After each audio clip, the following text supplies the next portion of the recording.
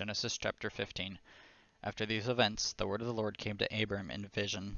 Do not be afraid, Abram, I am your shield. Your reward will be great. But Abram said, Lord God, what can you give me since I am childless and the heir of my house is Eliezer of Damascus? Abram continued, Look, you have given me no offspring, so a slave born in my house will be my heir. Now the word of the Lord came to him, This one will not be your heir. Instead, one who comes from your own body will be your heir.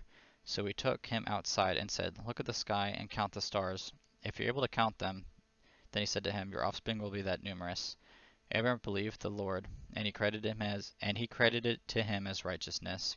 He also said to him, I am the Lord who brought you from Ur and the Chaldeans to give you this land to possess. But he said, Lord God, how can I know that I will possess it? Then he said to him, Bring me a 3-year-old cow, a 3-year-old female goat, a 3-year-old ram, a turtle dove, and a young pigeon.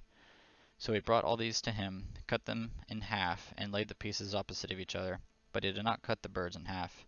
Birds of prey came down on the carcasses, but Abram drove them away. As the sun was setting and a deep sleep came over Abram, and suddenly a great terror and darkness descended on him. Then the Lord said to Abram, Know this for certain, your offspring will be resident aliens for 400 years in a land that does not belong to them, and will be enslaved and oppressed.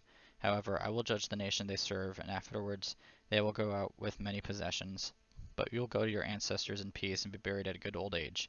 In the 4th generation they will return here, for the iniquity of the Amorites has not yet reached its full measure.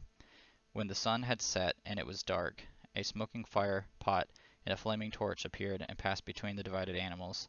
On the day the Lord made a covenant with Abram, saying, I give you this land to your offspring from the brook of Egypt to the